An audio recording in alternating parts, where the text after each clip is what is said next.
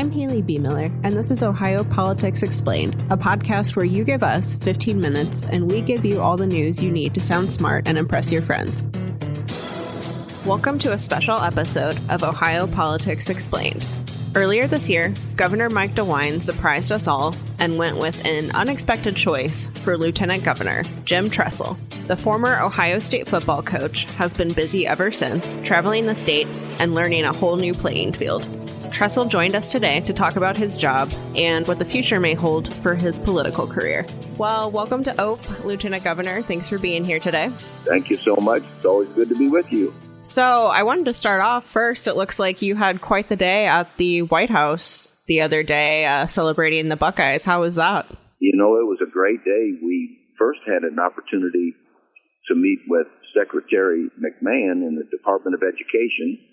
And, you know, there's a lot of conversation about rearranging things in that department. And so the governor and I sat with the secretary and our Director Steve Dakin of our Department of Education and Workforce, and just talk about some of the things that they're thinking about. They wanted to know what we felt would be helpful to the state of Ohio as they think through the whole process. And then we got a chance to go over to a reception at the Vice President's office and see a lot of good Buckeyes that were in town. A lot of our General Assembly members made the trip, and a lot of our great Buckeye fans, and then we got to witness the recognition of our Buckeyes on the south lawn of the White House, and it was really a wonderful day for those kids and those coaches.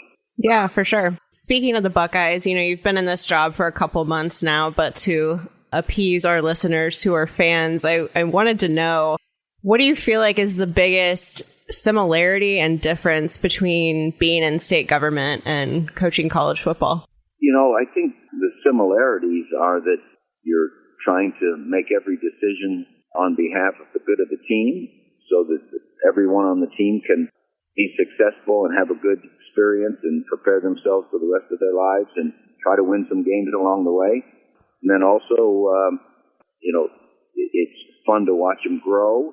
And similar as you look at the state, you know, the governor talks every day about the fact that his number one goal is that every Ohioan reach their God-given potential and feel safe and cared for and valued and all the rest, much like when you're trying to build a team. The difference, I would say, is just the enormity of all that you have to pay attention to. It's really been fascinating for me to watch the governor, who, you know, is obviously a veteran at this and is so well schooled on every issue. You know, we may move from a meeting about energy policy to a meeting about the roads to a meeting about bird flu to a meeting about foster care, children's services, education, you know, on and on. And so the scope is so large and there's so much to try to digest, and the governor cares about the effect of every decision on every person. He's really, really important to him how everyone's feeling. And he wants to have every person have that sense of hope and ambition and opportunity. And it's a much larger world that I'm living in now than I used to as a coach. Yeah, I can imagine.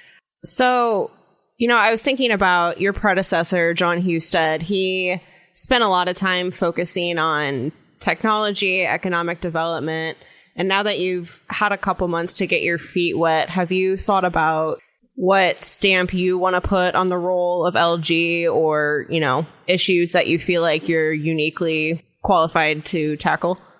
You know, Senator Husted did a great job of getting us to this point through his work with Jobs Ohio and the Department of Development and the governor's office and so forth, with the economic development piece. And he was just about ready to make sure in these final 2 years that we have economic execution, because we've developed a lot.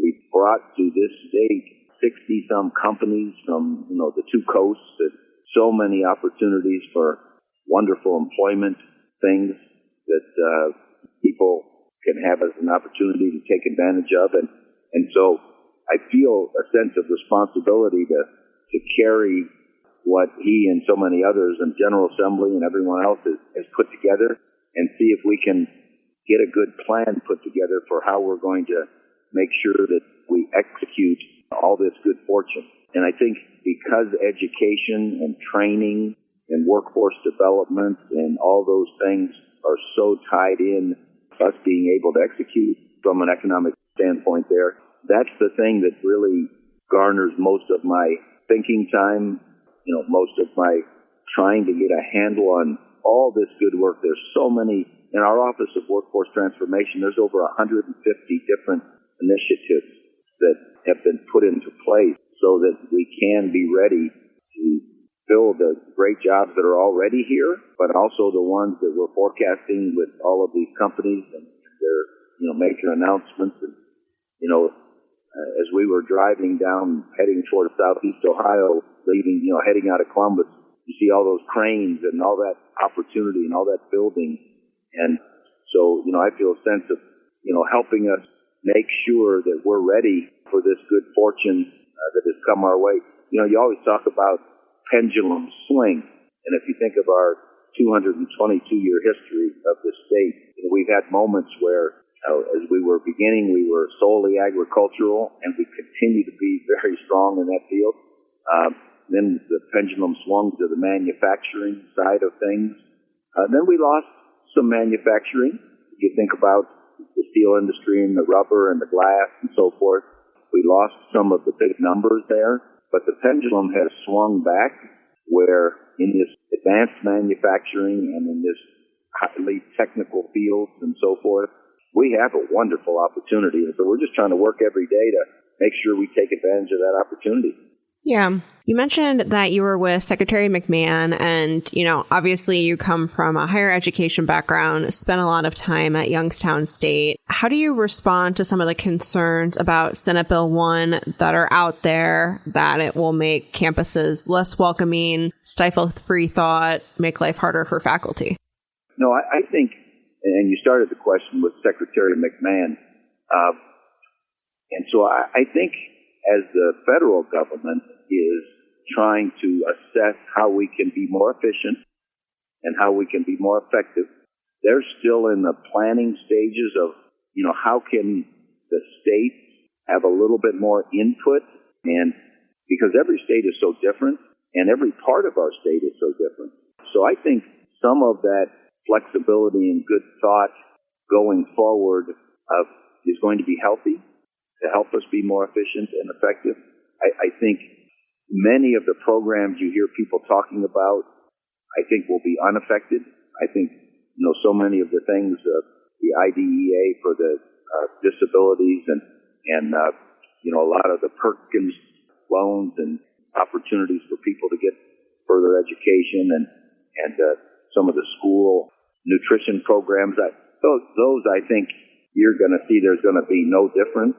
I think in the flexibility on the ground educationally, that's where the conversation is going to be. How can we be more effective in each different state and each different part of the state? And then as you move toward the Senate Bill 1 conversation, that's been a long discussion. I was still the president of Youngstown State when that began. I forget if Senate Bill maybe 83 or something when it first was being discussed. And there's been a lot of good conversation about it. I think there's various facets that are involved. I think one is in the efforts to make sure that our boards of trustees are as helpful, as well-trained, as informed as they can be. And I learned after being the president for nearly 9 years that you're only going to be as good as your board is informed and as your board can lend their expertise and make informed decisions. So I think that's going to be a very, very positive part of it. I think the parts about the conversation and the diversity of thought and all those things, I don't look at that as ending up being something that's going to stifle anyone's voices or opinions. I think it may just broaden that conversation. And I think the intent, like anything, you always have to assess, well, what do you think the intent is? And I think the intent is just to make sure that across all the spectrum, everyone feels comfortable about posing questions, asking questions, voicing how they feel. And so, my hopes are, I'm a little bit of an optimist. As a coach, you always have to be an optimist. I'm a little bit of an optimist that it may broaden our conversation and make sure that everyone does feel like they're learning. I always felt that being at a university, I thought the definition of university was unity in diversity. And it's people coming from their hometown, coming into different cultural groups, maybe different beliefs, different backgrounds, different preferences, whatever. And they come to a university at age 18 or so, and they have a chance now to learn more about some people that maybe they've never had interaction with. They can learn to understand and respect and be aware and have compassion. And so I think the original intent of the university was to create that good conversation across the board. And so I think, like anything, I think you have to take whatever the situation is and make sure that the good intentions of it are carried out. And like anything else, there'll be an evolution and so forth. And I think there's some parts of Senate Bill 1 that give that ability for universities to be more efficient. One of the things that universities have been criticized for is, the cost has gone up and the debt and all those kinds of things. And so one way that you can help that is you can try to be more efficient. And the governor has done a great job with his Governor's Merit Scholarship. He's raised our OCOG scholarships for the in-state students dramatically in his tenure here. And so, hopefully going forward, we can look at the moment and continue to work to be more efficient, more effective.